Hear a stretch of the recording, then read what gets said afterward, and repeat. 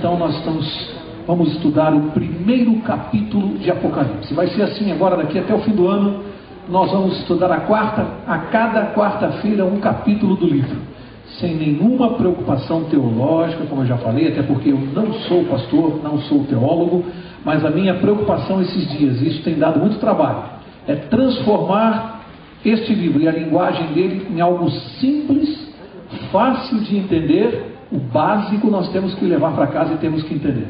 E a ideia é desmistificar este livro. Tem muita gente que acha que é difícil, que não dá para entender, e vocês vão ver que não é assim. As revelações que estão aqui são muito fáceis de compreender, mas há uma condição que nós vamos estudar essa noite. Essa noite nós vamos ver um requisito logo de início agora, para se compreender esse livro aqui. A própria Bíblia fala deste requisito. Eu quero começar com alguma ilustração. Às vezes algumas pessoas me cobram: Mauro, por que você não conta mais aquela história tal? Eu falo: mas já contei isso tantas vezes. E aí, alguns me dizem assim: mas a minha visita não ouviu. Tem visitas na igreja, você precisa contar de novo. Então quem já ouviu, vai ouvir de novo. E quem não ouviu, ouve pela primeira vez, né, pastor? Eu já estou cansado de contar algumas histórias aqui. Mas se vocês realmente querem que as visitas ouçam, então nós vamos falar. Como eu vou falar essa noite, vamos falar um pouquinho do que se deturpa este livro, como se, em alguns lugares, como se tira do contexto que está escrito aqui, e às vezes se dá uma interpretação que não tem nada a ver com o que está na Bíblia. Eu me lembro daquela história do filho do pastor que fez 18 anos e pediu um carro para o pai. É muito comum, né? Jovens fazem 18 anos e querem um carro. E o pastor respondeu para o seu filho e disse assim: não, mas antes de nós conversarmos de carro, tem 3 coisas na sua vida que você tem que resolver. E o rapaz ficou olhando para o pai, e o pai disse assim: primeira, você tem ido muito mal na faculdade, as suas notas andam péssimas, você não estuda mais. E ele ficou quieto. Segunda coisa, você não lê mais a Bíblia, você falta aos cultos, a sua vida espiritual está péssima. E o rapaz abaixou mais a cabeça. E a terceira coisa é esse cabelo comprido horroroso que você usa. O jovem ficou quieto, virou as costas, saiu. 3 meses depois estava lá o pai, o pastor, lendo a Bíblia. E o rapaz se aproximou e disse assim: pai, dá para conversarmos? E o pai tirou o óculos e disse assim: pois não, meu filho. O senhor viu as minhas notas na faculdade no último trimestre? E o pai disse: vi, você melhorou muito. Você está de parabéns. É outra coisa. Esse trimestre realmente você melhorou muito. Aí o jovem disse assim: o senhor viu que eu já não tenho mais faltado aos cultos? Que eu leio a Bíblia todos os dias?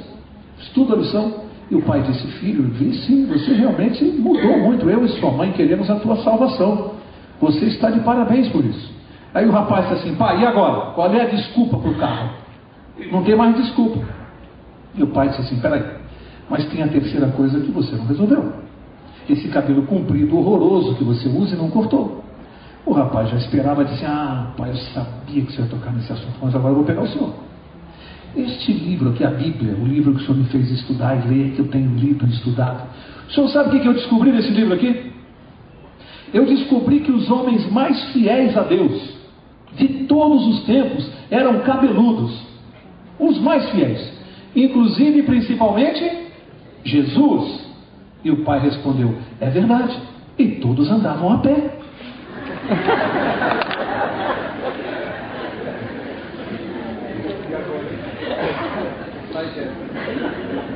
Para que eu contei essa história aqui?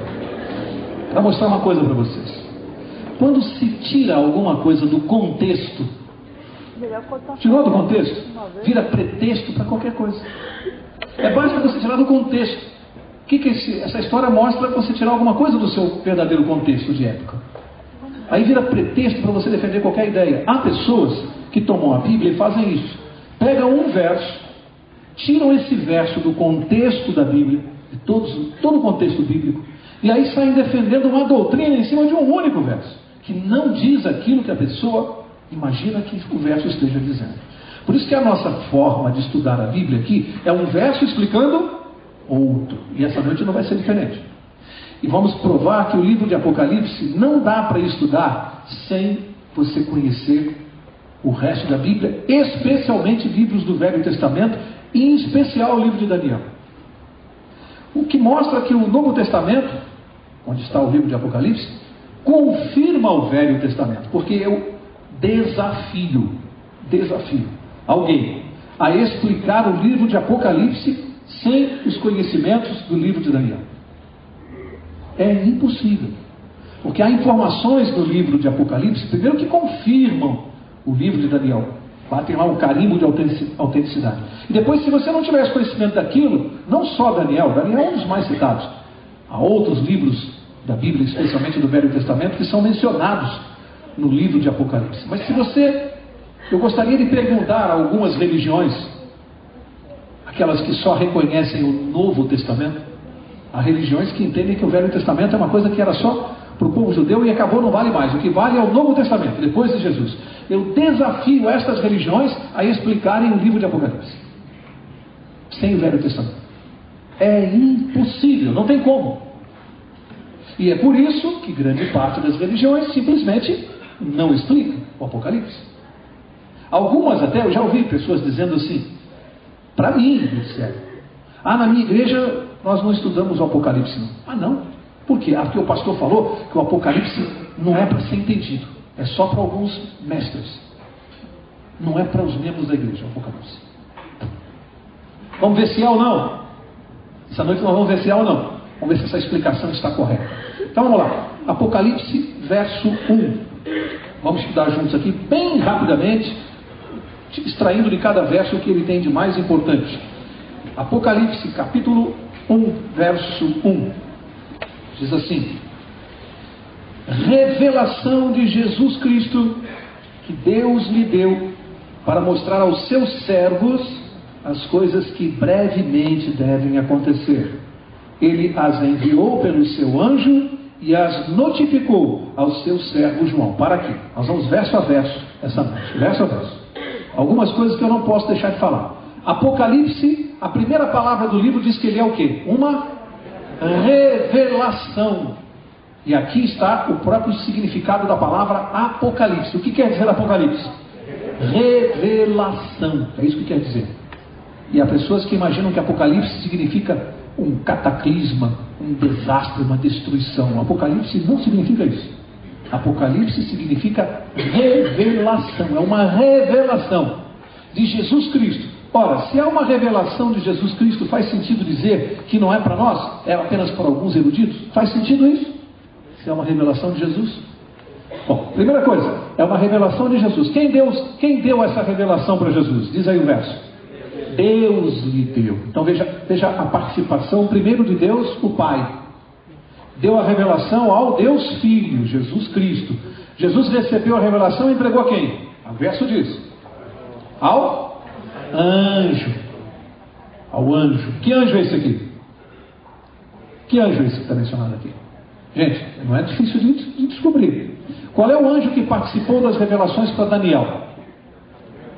Gabriel. Qual foi o anjo que revelou a Maria o nascimento futuro de Jesus? Gabriel. Que anjo você acha que atuou aqui no trono de Deus para trazer a revelação de Jesus? Gabriel. O anjo Gabriel.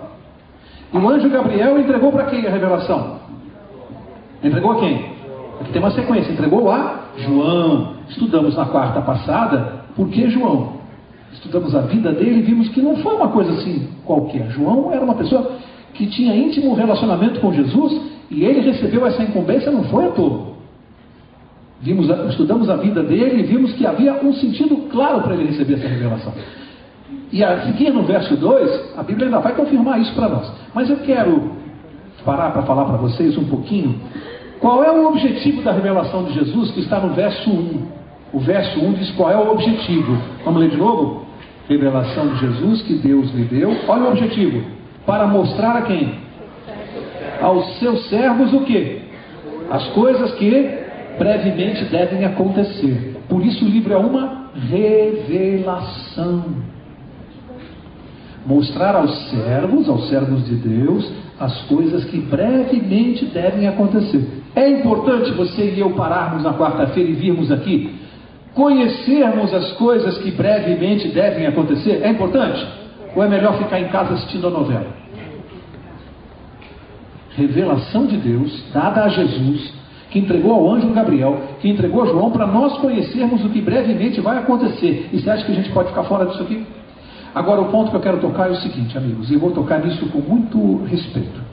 A Bíblia é clara que a revelação de Deus, a revelação do Apocalipse é para uma categoria especial de pessoas, não os eruditos.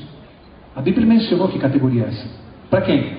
A revelação é para os servos.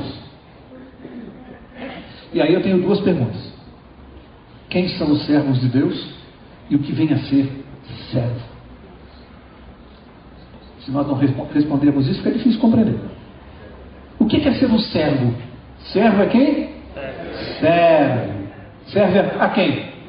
A Deus. Quem são os servos de Deus? Aqueles que o servem. Quem são? Os discípulos, aqueles que seguem. Discípulos. E onde estão os servos de Deus?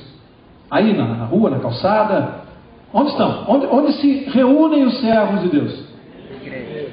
Na igreja. E eu quis chegar nesse ponto para dizer o seguinte: eu já conversei com pessoas que dizem assim: Mauro, eu não consigo entender não só o livro de Apocalipse, como eu não consigo entender outras coisas na Bíblia. Eu tenho dificuldade. E aí às vezes você pega, e não que você tenha algum poder especial, não, você pega e abre a palavra de Deus e lê a palavra de Deus para aquela pessoa 1, 2, 3, 10 vezes, e a pessoa continua não compreendendo. E não é que a pessoa tenha uma dificuldade mental, nem não tenha uma inteligência, não. Há um detalhe aqui: é que a revelação é compreendida por aquele que é servo de Deus. Então aquele que tem dificuldade de entender não só a revelação do Apocalipse, como as demais doutrinas bíblicas, tem que compreender esse verso aqui. A pergunta é: sou eu um servo de Deus? Por isso não consigo compreender os símbolos do Apocalipse. Olha do que nós estamos falando. A dificuldade de compreensão dos símbolos é porque a Bíblia diz que é para os servos de Deus. Aquele que serve a Deus compreende, não tenha dúvida que compreende. Não importa o nível de inteligência que a pessoa tem. Há pessoas muito simples que não têm nenhum grau de escolaridade que compreendem esse livro de cabo a rabo e todos os seus símbolos, porque é um servo de Deus. E o outro ponto é que os servos de Deus têm que estar na igreja. E nós vamos ver logo adiante aqui, se eu estou inventando isso. E eu já ouvi pessoas sinceras dizerem assim: não, Mauro, eu creio em Deus, eu sigo a Jesus, mas não há necessidade de estar numa igreja. Você já ouviu isso? Eu posso crer em Deus na minha casa, eu posso seguir a Jesus e ser fiel a Ele na minha casa. De acordo com o que nós vamos estudar essa noite, não pode não. Esse não é o plano de Deus. Para ser servo de Deus e segui-lo, tem que obedecê-lo. E a ordem de Jesus é que nós estejamos na igreja de Deus, e não na minha casa, e não sozinho. Eu não posso dizer que ando com Deus se eu não estou na igreja, porque o lugar do servo é na igreja. E aí começa o problema: a pessoa quer criar um evangelho particular. No evangelho dele não precisa de igreja. Eu tenho um canal de comunicação direto com Deus. Já ouvi isso? Eu não preciso da igreja, eu tenho um canal direto de comunicação. Um evangelho particular, à parte. Isso não é o evangelho de Cristo. Porque essa mensagem aqui, você vai ver essa noite, ela é para a igreja. E se eu estou fora da igreja, eu não recebo mensagem. Portanto, onde é o lugar do servo de Deus? Na igreja. Não adianta criar um evangelho particular. O lugar é na igreja, com todos os defeitos que eventualmente ela possa ter. Mas o lugar do servo é na igreja. Isso está claro aqui na Bíblia. Verso 2. Olha o que agora Jesus vai dizer do João, do servo João. Diz, verso 2: o qual testificou da palavra de Deus, do testemunho de Jesus e de tudo que ele viu. Baita elogio, hein? Baita elogio para João. Isso confirma por que ele foi escolhido por Deus para receber essa revelação, com 85 anos de idade. 3 coisas importantes aqui. Ele é chamado de servo de Deus. Você alguma vez ouviu dizer que João andou fora da igreja? Você ouviu dizer que Pedro, Paulo é um homem culto, alguma vez pregou que não precisa de igreja? Não, Paulo nunca pregou isso. Paulo nunca disse: eu não preciso, eu tenho um canal direto de comunicação. João era profeta, foi escolhido, ele podia dizer assim: não preciso de igreja. Se eles não disseram isso, imagina nós, imagine só nós, onde nós podemos nos arrogar, nos darmos essa própria condição de dizer: não preciso de igreja, eu tenho um canal direto. E ele foi elogiado por 3 coisas. Primeiro, o que diz aqui no verso 2? O qual testificou do quê? Da palavra de Deus. Ele era um fiel pregador da palavra, por isso foi elogiado como servo. e com a palavra de Deus mandava ele ir para a igreja e guardar os mandamentos, ele fazia isso. E foi elogiado por isso. Testificou da palavra. Depois disso que ele testificou o quê? Do testemunho de... O que vem a ser o testemunho de Jesus? Nós sabemos. Mas vamos estudar mais adiante. Está lá em Apocalipse 19. Quando nós estudarmos Apocalipse 19 e o 12, nós vamos estudar o que é o testemunho de Jesus. Por hora, o que eu posso adiantar é que Apocalipse 19 diz que o testemunho de Jesus é o espírito de profecia. Portanto, João recebeu o dom de profecia? Claramente, tanto que ele está usando aqui na revelação. Ele era um profeta de Deus, por isso foi elogiado, porque usou o dom da maneira como Deus deu. E o terceiro motivo pelo qual ele foi elogiado diz aqui: porque além de testificar da palavra e do testemunho, ele escreveu sobre tudo o que ele viu. E olha, amigos, nós vimos aqui na quarta-feira passada que João viu muita coisa, hein, com Jesus. Não há espaço nesse livro para relatar tudo que João viu. No Evangelho ele relatou o que deu para relatar, mas ele andou com Jesus. Nós vimos aqui que ele assistiu Jesus ressuscitar a filha de Lázaro, esteve no Getsemane com Jesus no momento de sofrimento, esteve aos pés da cruz com Jesus e ao lado de Maria quando todos fugiram. Vimos várias coisas aqui, e ele viu muita coisa. E foi elogiado aqui no livro por isso. Por razões muito fortes, Deus deu a ele essa revelação. Verso 3. E aqui, poucas vezes na Bíblia, poucas vezes você vai encontrar uma bênção tríplice num livro bíblico como há aqui no Apocalipse, que muitos não leem. E esse é talvez o único livro que eu me lembre na Bíblia, posso estar errado, talvez o único que revele uma bênção tríplice. Aqui diz no verso 3: bem-aventurado aquele que faz o quê? Lê. Bem-aventurados os que ouvem as palavras desta profecia e guardam as coisas que nelas estão escritas, porque o tempo está próximo. 3 bênçãos: para aquele que lê, para aquele que ouve e para aquele que pratica, guarda. Adianta só ler? Tem gente que fica só nesse estágio. Pega a Bíblia em casa e lê e parou por aí. Leu. Sabe tudo que está na Bíblia. Só sabe. Conhece só. Aos que lêem e ouvem. O que é ouvir? Por acaso algum ser humano não tem ouvido para ouvir? O que a Bíblia está falando daquele que ouve? O que é ouvir? Ler e prestar atenção. Mas não para por aí. Esse é o segundo estágio. Qual é o terceiro estágio da bênção? É abençoado aquele que lê? A Bíblia diz que sim. É abençoado o que ouve? A Bíblia diz que sim. Mas qual é o último estágio? Aquele que faz, pratica. Esse é o ponto. Será que eu parei no segundo nível? Leio e ouço, mas não faço. Não faço ainda. Estou estudando se vou fazer ou não. A recomendação de Deus é o seguinte: leu, ouviu, faz. Faz, não fica esperando. Ah, mas ainda tenho dificuldade. Faça logo. Você entendeu? Faz. Pratica aquilo que você aprendeu de Deus. Por isso que tem 3 bem-aventuranças nesse livro: para o que lê, para o que ouve e para o que pratica. Eu pergunto, quando Deus diz que é bem-aventurado, será que Ele está brincando?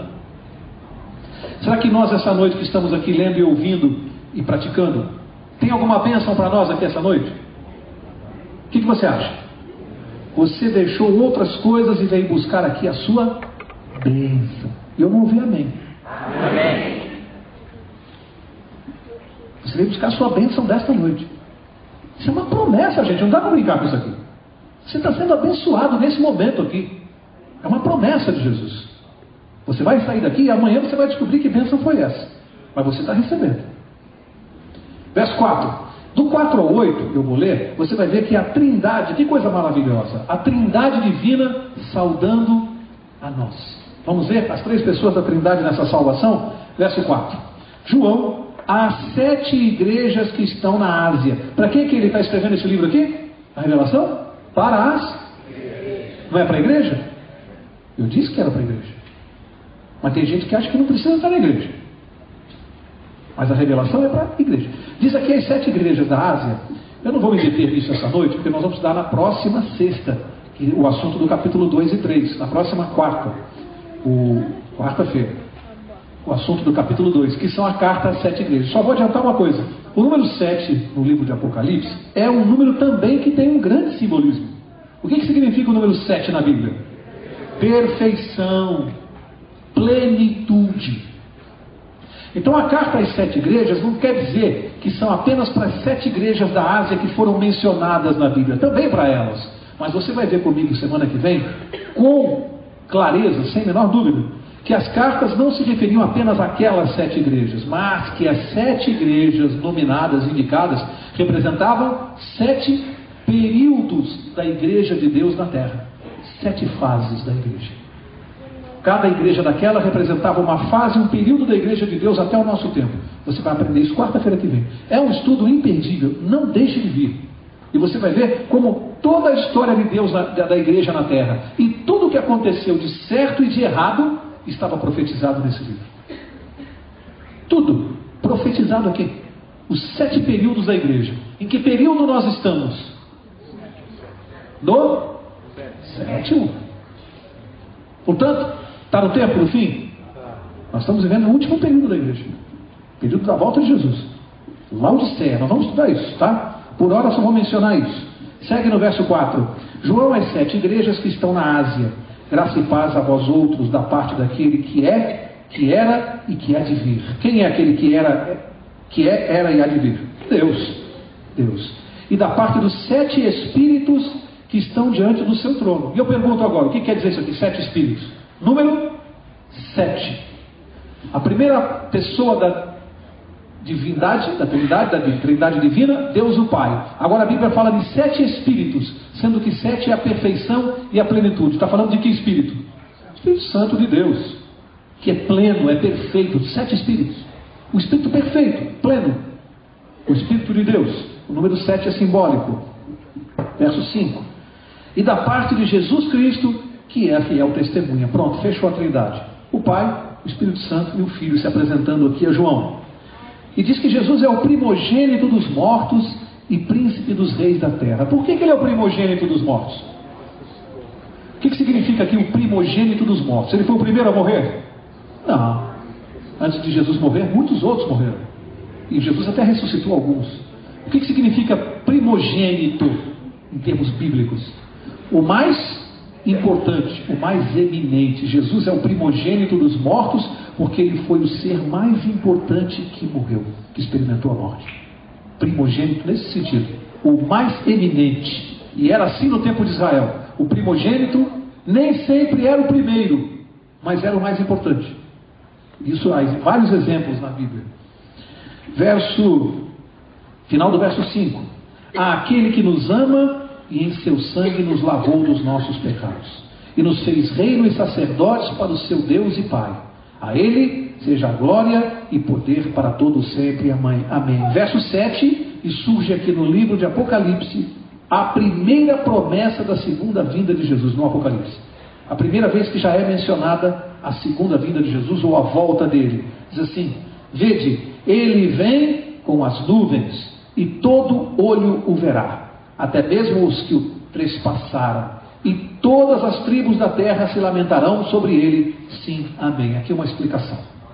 Estudamos aqui durante a classe bíblica, e eu não vou repetir agora, não dá, só rapidamente, o que acontece com os mortos quando Jesus voltar. E vimos aqui rapidamente que os justos que estão na sepultura, quando Jesus voltar, o que acontece com eles? São ressuscitados, transformados num corpo glorioso, arrebatados ao encontro de Jesus nos ares. O que acontece com os que estão nas sepulturas, mas são os ímpios? Aqueles que não creram em Jesus. O que acontece quando Jesus voltar? Nada. Permanecem onde estão, na sepultura, e ficam lá por 1000 anos. Já estudamos isso aqui. Mas a Bíblia está falando de uma outra ressurreição aqui, que nós chamamos de ressurreição especial. Quando Jesus voltar, além dos justos que serão transformados e arrebatados, diz que há uma categoria de pessoas que será ressuscitada para ver a volta de Jesus. Quem são? Os que o trespassaram. Os que participaram direta ou indiretamente da morte de Jesus. Vamos citar aí Caifás, Herodes e tantos outros. Os que participaram, os soldados romanos que estiveram na crucifixão. Os que participaram direta ou indiretamente da morte de Jesus serão ressuscitados para ver a volta dele. Essa é uma ressurreição chamada de especial. Aqui, na Bíblia. Eu li alguns autores, alguns teólogos, que têm uma colocação interessante, e eu creio neles. Porque Jesus disse para Paulo, quando Paulo caiu do cavalo, quando Paulo perguntou: Senhor, quem és tu? Jesus respondeu o quê? Sou Jesus, aquele a quem tu persegues. Alguns teólogos acrescentam que, além daqueles que participaram da morte de Jesus, alguns entendem que todos aqueles que perseguiram Jesus ou o povo também ressuscitarão nesse momento. É uma colocação teológica interessante, que se estenderia àqueles que perseguiram Jesus. Enfim, eu estou relatando para vocês aquilo que li. Não sei exatamente se vai ser assim ou não, mas estou transmitindo aquilo que eu aprendi. Portanto, há alguns teólogos que entendem que essa categoria vai ser um pouco mais ampla do que somente aqueles que participaram da crucifixão em si. O que importa para nós não é a quantidade, é sabermos que vai haver um grupo especial de pessoas que, embora vão perder a salvação, um grupo que vai perder a salvação, serão ressuscitados para ver a volta de Jesus. É isso que interessa, essa é a informação que interessa. Segura.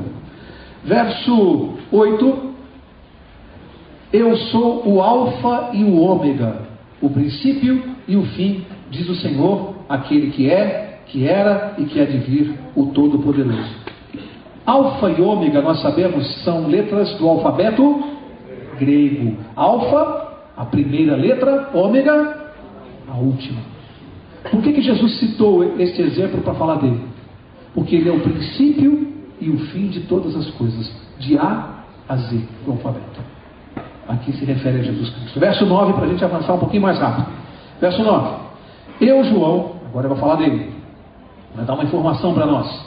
Irmão vosso e companheiro convosco no quê?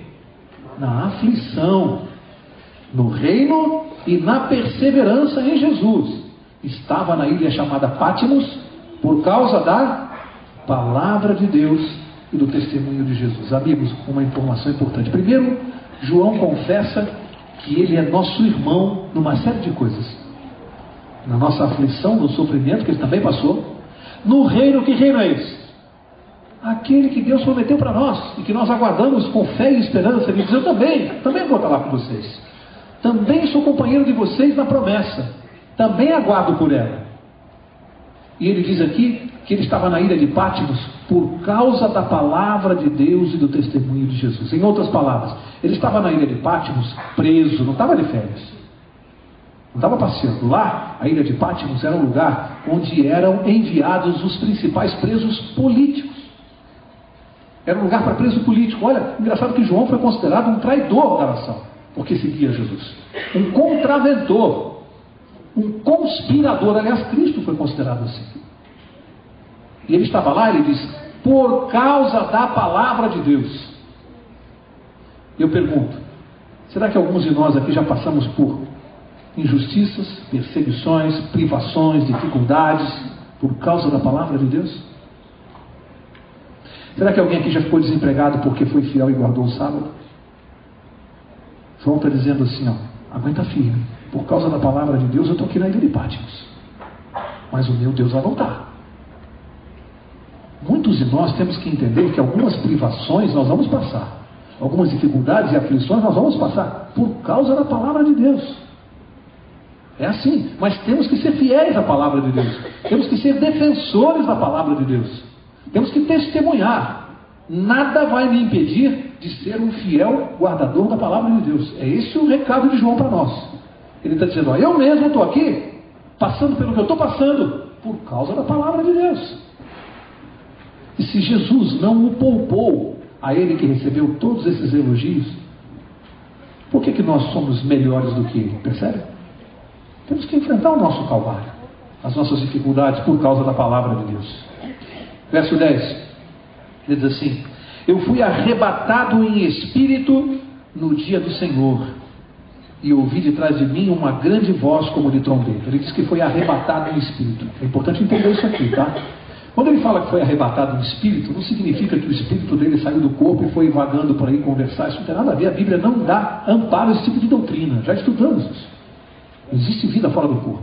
O que a Bíblia está dizendo é que o Espírito Santo de Deus, esse que se apresentou aqui, conseguiu levar a mente de João para um estado sobrenatural para que ele pudesse contemplar a visão. Isso aconteceu com Paulo, com Pedro, com Daniel. O corpo permaneceu onde estava, não saiu dali.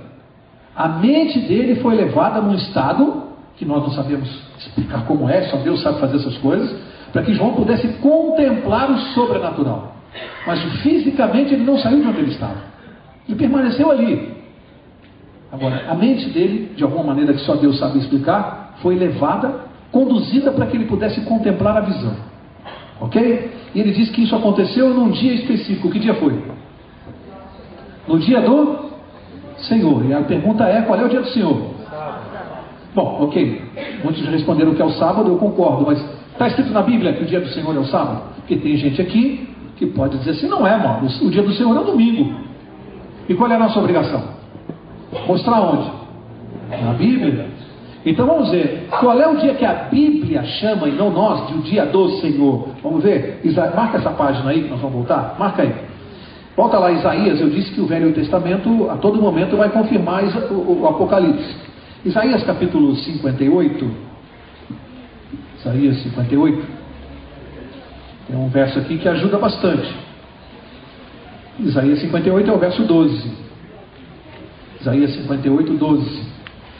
Diz assim: os que de ti procederem edificarão os lugares antigamente assolados, e levantarás os fundamentos de geração em geração. Chamar-te-ão reparador de brechas e restaurador de veredas com moradias. O que o profeta disse que seria restaurado pelo povo de Deus do tempo do fim? Nós. Verso 13. Olha só. Se desviares o teu pé de profanar o sábado, de fazer a tua vontade em que dia? Que dia? No meu santo dia. Meu santo dia. Dia de quem? No meu santo dia. Dia de quem? Do Senhor. Se profanar, se deixares de profanar o sábado, no meu santo dia, de fazer a tua vontade, no meu santo dia. Dia de quem? Do Senhor. Sábado. Ué, mas nós estamos em Apocalipse, Jesus já morreu. Disseram que Jesus aboliu, mas continua sendo o dia do Senhor. Jesus já tinha morrido. E Jesus escolheu o sábado para fazer a revelação. Será que esse dia é importante para ele? Continua sendo? Escolheu o dia do Senhor para fazer a revelação para João. O dia continua sendo importante para Deus? Disse assim, ó, aquele que lê, que ouve e que guarda. Não adianta ler e ouvir só o Apocalipse. Se você descobriu que esse é o dia do Senhor, respeite, guarde. É o dia do Senhor. E aqui diz que ele ouviu atrás dele, no verso 10, ouvia de trás de mim uma grande voz. Amigos, nós vimos na semana passada o quanto tempo João andou com Jesus. Ele até recostou a sua cabeça no peito de Jesus. Diz que agora ele virou, ouviu uma voz e virou para ver quem era. Ele não reconheceu a voz de Jesus. Sim ou não? Claro que não reconheceu. Está claro. Ele virou para ver quem era. Por que é que ele não reconheceu a voz do mestre com quem andou tanto tempo? Tem uma explicação simples aqui. A voz de Jesus, que nós ouvimos, que nós, os profetas, ouviram, aqueles que conviveram, ouviram aqui na terra, não foi a mesma voz que João ouviu quando Jesus apareceu para ele, não mais como um ser humano, como qualquer um de nós, mas apareceu como Deus Todo-Poderoso. E João não reconheceu a voz de Jesus como Deus. É uma voz diferente, um tom diferente. Aqui ele falava com uma voz humilde de um sofredor, de uma pessoa que estava encarnada na forma humana. De repente, Jesus reaparece para ele na forma do Deus Todo-Poderoso e ele não identificou a mesma voz. Significa que quando Jesus voltar, a voz que ele vai usar para tirar os mortos da sepultura é esta voz aqui, do Deus Todo-Poderoso. A voz com todo o poder e glória. Uma voz diferente, com toda a autoridade que ele tem, como aquele que é, que foi e sempre será. Coisa interessante que João revelou para nós. Ele não reconheceu. Não era o mesmo timbre, não era a mesma voz. Há uma tonalidade diferente na voz de Deus. Vamos seguir. Verso 11. O que a voz dizia para ele? Verso 11. Que dizia: o que vês, escreve-o num livro e envia-o às 7 igrejas que estão na Ásia: a Éfeso, Esmirna, Pérgamo, Tiatira, Sardes, Filadélfia e Laodiceia, e como eu disse, em setembro na próxima sexta. Nós vamos estudar. Agora, interessante aqui que Jesus deu uma ordem para João. Na próxima quarta. Eu não sei bem, eu estou falando de sexta-feira aqui, viu? É o estudo que eu tenho na minha casa, é verdade. Sexta-feira tem um pequeno grupo na minha casa e eu estou com é quarta-feira. Vocês já entenderam o que é quarta? Então, pronto, pastor. Quando eu falar sexta, vocês já sabem que é quarta. Aqui diz, ele olhou para João e disse assim, ó, o que vês? Portanto, a revelação é uma coisa que João só ouviu falar? O livro de Apocalipse inteiro, João viu, amigos, ele viu, ele já falou, você está vendo, João? Estou, escreve. E escreve e manda para quem? Para as igreja. A mensagem é para a igreja, gente. Esse é o lugar do povo de Deus, é na igreja. É na igreja, aqui o lugar do povo de Deus. A mensagem é para a igreja. Vamos ver na próxima quarta que essas 7 igrejas representam períodos. Vamos seguir, verso 12. Voltei-me para ver quem falava comigo. Ainda não tinha identificado.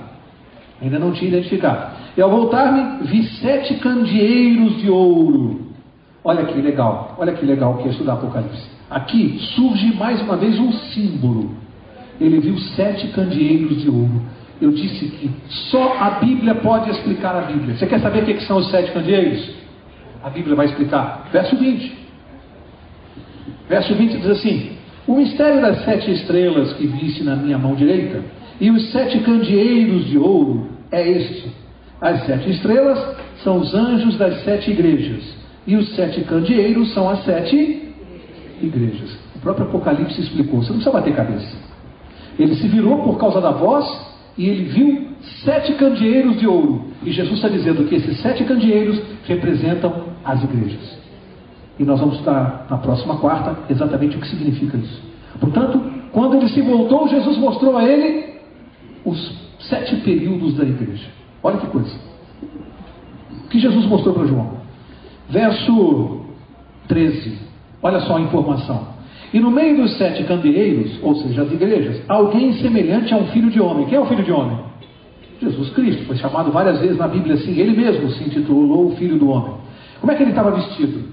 Presta atenção. Vestido com vestes talares, cingido à altura do peito, com um cinto de ouro. A sua cabeça e cabelos eram brancos como a lã branca, como a neve, e os seus olhos como chama de fogo. Seus pés eram semelhantes a latão reluzente, como que refinado numa fornalha, e a sua voz como a voz de muitas águas. Percebe? A voz de Jesus era diferente. Agora, essa relatório aqui não dá tempo de a gente mostrar essa noite, mas alguém vai se lembrar. Essa descrição da veste talar é uma descrição usada por quem no Velho Testamento? O sacerdote, quando oficiava onde? No santuário. E Jesus começa a revelar aqui no Apocalipse, algo que nós vamos estudar aqui também, que é a existência de um santuário onde? Só na terra? No céu. Jesus começa a mostrar que ele estava oficiando no santuário celeste, porque ele estava vestido com as roupas do sacerdote, e João, que conhecia bem o Velho Testamento, identificou claramente que aquela era a roupa de quem estava oficiando no santuário. Olha que coisa legal. Jesus mostrando para ele. Presta atenção no que eu estou fazendo. Jesus oficiando, reproduzindo o que o sacerdote fazia no santuário terrestre. A roupa era a roupa do sacerdote. Interessante, Jesus confirmando o santuário celestial que muita gente nega. Muita gente diz que não existe, existia só o santuário da terra. Jesus está confirmando aqui. Olha, ele estava no céu, Jesus não estava na terra. E mostrou a roupa que ele utilizava, que era muito bem conhecida, ele sabia o que significava aquilo. Verso 16, diz assim: tinha ele na mão direita 7 estrelas, mais um símbolo, olha. E da sua boca saía uma afiada espada de 2 gumes. O rosto era como o sol, quando resplandece na sua força. Vamos desvendar os 2 símbolos aqui. Primeiro, 7 estrelas. Volta para o verso 20.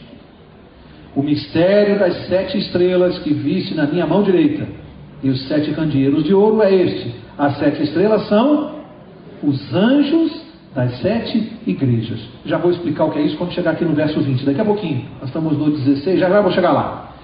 Eu quero falar do outro símbolo do verso 16. E da sua boca saía uma afiada espada de 2 gumes. Pronto. Alguém que não conhece o livro, não estuda a Bíblia, e lê esse livro, já diz assim: como? Da boca de Jesus saía uma espada com 2 gumes? E a pessoa fica sem entender. Mas a Bíblia explica o que é isto. Olha lá, livro de Hebreus, marca essa página aqui. Jesus está citando algo que já foi citado e consta claramente no livro de Hebreus. Vamos ver o que é essa espada de dois gumes. Hebreus capítulo 4. E a própria Bíblia vai responder para nós. Hebreus 4. E a informação está no verso 12. Hebreus 4:12 diz assim: pois a palavra de Deus é viva e eficaz, e mais cortante do que qualquer espada de dois gumes, e penetra até o ponto de dividir a alma e espírito, juntas e medulas, e é apta para discernir os pensamentos e intenções do coração. Amigos, olha que verso, hein? Que verso! A palavra de Deus é comparada a uma espada de dois gumes. Por que dois gumes? Velho e Novo Testamento. A Bíblia confirma o Velho e o Novo? Está aqui, ó, espada de dois gumes. Velho e Novo Testamento. Diz que ela é como uma espada, a palavra de Deus, que quando ela penetra, ela invade a nossa mente e vai até a medula e discerne até as intenções do coração. Brinca com a palavra de Deus. Quando nós estamos aqui e eu leio a palavra de Deus, não sai nenhum poder da minha boca, nenhum poder da minha explicação. Mas na palavra de Deus que eu pronuncio, ela entra no coração das pessoas e no meu, entra na mente, e a Bíblia diz que ela vai lá no fundo do ser humano, entra lá no fundo e vai até as intenções do coração. Olha o que faz a palavra de Deus. Por isso ela é comparada a uma espada. Então quando Jesus, volta lá, Apocalipse 1, quando ele se refere aos anjos, às estrelas da igreja, diz que ele também, da boca dele, saía uma afiada espada de dois gumes. Saía o que da boca de Jesus? A palavra de Deus. A palavra de Deus. Junto com as 7 estrelas que já vamos ver adiante. Verso 17. Quero começar a encerrar. Verso 17. Quando o vi, caí a seus pés como morto. Por quê, hein? Por que quando João viu Jesus, caiu aos pés como morto? Eu, no estado de pecador, posso ver a Deus? João pode? Também não. Quando ele viu a Jesus cair como morto, quer dizer, desmaiei. Quando ele olhou e viu a glória de Cristo, ele desmaiou. Não tem como ver Deus. Mas Jesus interveio. Jesus interveio e disse aqui o que está no verso, está em seguida. Porém, ele pôs sobre mim a sua mão direita, dizendo: não temas, eu sou o primeiro e o último. E como eu gosto desse verso? Sabe por que eu gosto? Porque na hora que o ser humano está desmaiando com os seus problemas, Deus intervém e diz assim: não temas. Qual é o seu problema? Eu não sei o que trouxe você aqui essa noite, cada um de vocês, eu não sei, mas tenho certeza que cada um de nós tem pelo menos um problema sério. O recado de Deus essa noite é: não temas, eu sou o primeiro e o último, eu sou o alfa e o ômega. Não temas. Nada pode vencer o poder de Deus. Nada. É para você sair daqui confiante essa noite. Qual for o seu problema, ele tem uma data marcada para terminar. Tem data marcada. O seu problema tem uma data marcada. Jesus está voltando. Ele está dizendo: não tema, confie em mim. Nada pode vencer ao poder de Deus. E Jesus veio aqui, aparece para João e diz assim: escreve isso aí e conta isso para a minha igreja, para que não temam, confiem, tenham mais fé. Suportem esse finzinho. Aguenta firme. É isso que Jesus está falando. Falta pouco. Aguenta firme. Não tema, não tenha medo, não tem razão para ter medo. Verso 18. Ele diz: eu sou o que vivo. Por que é importante isso, hein? Eu sou o que vivo. Porque olha o que ele vai dizer: fui morto, mas estou vivo para todo sempre. Eu tenho as chaves da morte e do inferno. Amigos, olha o recado de Jesus. Eu morri, vocês viram? Vi, mas eu estou vivo. Sabe por que eu estou vivo de novo aqui? Porque eu tenho a chave da morte e da sepultura. Hades, aqui onde aparece inferno, a palavra é Hades, que quer dizer sepultura. Jesus disse: eu tenho a chave da morte e da sepultura. Ou seja, aquilo que Satanás colocou na nossa experiência, que é a morte, Jesus diz assim: já foi resolvido isso. Eu estou com a chave. Ninguém que crer em mim vai permanecer na sepultura. Ninguém. E Jesus está dizendo: João, escreve e conta para eles, a chave está na minha mão. Ninguém que crer em mim vai permanecer na sepultura. Leve esse recado para o meu povo. É para você e eu termos medo da morte? Jesus disse: você tem medo da morte? Eu estou com a chave da sepultura aqui comigo. Que recado para nós! Ele disse: eu sou aquele que morri, mas eu estou vivo, porque eu venci a morte. E da mesma maneira que eu venci, você também, se crer em mim, vai vencer. É isso que ele está dizendo. Verso 19. Olha o que ele diz para João: escreve, pois, as coisas que tem visto, e as que são, e as que depois dessas hão de acontecer. Eu estava lendo isso aqui em casa, estudando essa semana, e fiquei imaginando que as revelações eram tantas e tão importantes. Eu imagino a cara de João quando viu Jesus com as chaves da morte. Ele deve ter ficado, olhando. Primeiro desmaiou, Jesus levantou, não tema, ele está ali, coitado. O que ele está vendo é muita coisa, muita revelação, mostrando as igrejas, o tempo, tudo que Jesus está revelando para ele. Chega uma hora que ele estava tão distraído que Jesus, é a terceira vez que Jesus fala assim para ele: escreve, você está esquecendo de escrever, João, escreve aí. Porque João parava, ficava: João, presta atenção, escreve. Tá, senhor, já vou escrever. Tá, então escreve. Põe aí no papel, senão você vai esquecer. Portanto, são revelações reais, concretas. Ele está vendo e está escrevendo o que ele está vendo para nós. E agora, para encerrar o último verso, o verso 20. O mistério das 7 estrelas que viste na minha mão direita, Jesus falando, e os 7 candeeiros de ouro é este.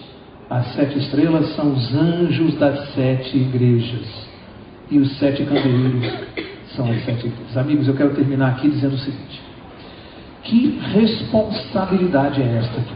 Sabe o que Jesus disse? Ele disse que as estrelas são os anjos das igrejas. Nós sabemos o que significa anjo. Mensageiro. Anjo é mensageiro, quem leva a mensagem de Deus. O anjo é isso. Os mensageiros da igreja, quem são? Os que levam a mensagem de Deus. Esse recado de Jesus que mandou João escrever é para os dirigentes da igreja de Deus, os que levam a mensagem, dobrando a responsabilidade deles. Ou, nossa, Jesus disse: eu tinha na minha mão 7 estrelas, aqueles que pregam a palavra, e na outra uma espada de 2 gumes que saía da minha boca, a palavra, os que pregam e a minha palavra. Jesus se referindo a eles e dizendo: leva um recado para eles. A nossa responsabilidade, de todos nós que pregamos a palavra de Deus, é imensa no céu. É imensa. A responsabilidade que Jesus colocou nas costas daqueles que pregam. Porque tem que ter um testemunho fiel. Tem que pregar a palavra, tem que testemunhar. Mas estão na mão direita dele. O poder sai de nós, sai da nossa boca. Amigos, nós estamos pregando a palavra sustentados pela mão direita de Cristo. Na mão direita de Jesus. E ele mostrou para João: olha onde estão aqueles que pregam a minha palavra. Olha quem sustenta. Olha quem sustenta. Você é um pregador da palavra? Além de Jesus dizer: não temas, ele está dizendo: eu te sustento. Nada vai te acontecer. Esse é o recado do primeiro capítulo de Apocalipse para nós. Eu quero encerrar com uma experiência que eu passei há muitos anos atrás. Eu já contei aqui no ano passado, retrasado, e quero encerrar essa noite com essa experiência de um empresário, meu cliente, que ainda é, e que se confessava, porque hoje ele já está extremamente confuso, mas ele se confessava ateu. Sério? Você já almoçou com alguém que diz assim: eu não creio no seu Deus? Alguns não têm coragem de se confessar ateus, hein? Eu diria que é preciso ter coragem para dizer: eu sou um ateu. E esse homem teve. E ele sabe que eu sou evangélico, que eu sou adventista. E lá, num determinado momento do almoço, ele disse assim para mim: Mauro, tudo bem, você é um homem inteligente e tudo, mas essas coisas que você fala aí, que você ainda está em Deus, Velho Testamento, Adão e Eva. E ele ria, ironizando isso, dizendo: Adão e Eva, ano de novo milênio. E enquanto nós almoçávamos, eu estava pensando em alguma coisa para dizer para ele, e acho que Deus me inspirou. Eu lembrei provavelmente de alguma coisa que eu li, ouvi, não sei de onde saiu isso, mas eu provavelmente li em algum lugar. E eu disse para ele assim: olha, sabe de uma coisa? Você, na sua cabeça, quando a gente morre, quando você morrer, o que vai acontecer? O que acontece depois da morte? Na sua filosofia de vida. Ele almoçando disse assim: sei lá, para mim, acho que não acontece nada, não sei te responder. Eu sei que o que interessa é a vida. Eu sei que o que interessa é aqui e agora, nós temos que viver. E depois eu não sei, eu acho que não acontece nada. Morreu, acabou, vai para debaixo da terra. Eu disse, eu não creio assim. Eu acho que depois que nós morrermos, nós vamos para uma vida eterna. Sem sofrimento, sem problemas, uma sociedade justa, sem roubos nas esquinas, sem uma outra vida. Eu creio nisso. Ele falou, você que crê. Então, se você crê nessas fantasias, né, de céu, de não sei o quê. Eu disse, mas eu vou fazer uma proposta para você e vou mostrar para você que a minha crença, ela é mais inteligente do que a sua. Nenhum empresário gosta de ser tratado assim. Quando eu falei isso, o olho dele se arregalou para mim, porque é mais inteligente do que a minha. Eu disse, vou mostrar para você. Vamos fazer uma coisa justa? Uma troca justa. Vamos dar 50% de razão para cada um de nós. Vamos imaginar que você tem 50% de chance de estar certo. E eu tenho 50% de chance de estar certo. Eu acho que é justo. E ele disse assim, tá, onde você quer chegar? Eu falei, já vou chegar. Você concorda que é justo? Vamos imaginar que tem 50% de chance de você estar correto. Morreu, não tem mais nada, acabou. E eu tenho 50% de chance de estar certo. Morreu, seguiu a Jesus, foi obediente a Ele. Existe uma vida eterna me esperando. Só para aqueles que creem nele. Vamos pensar assim.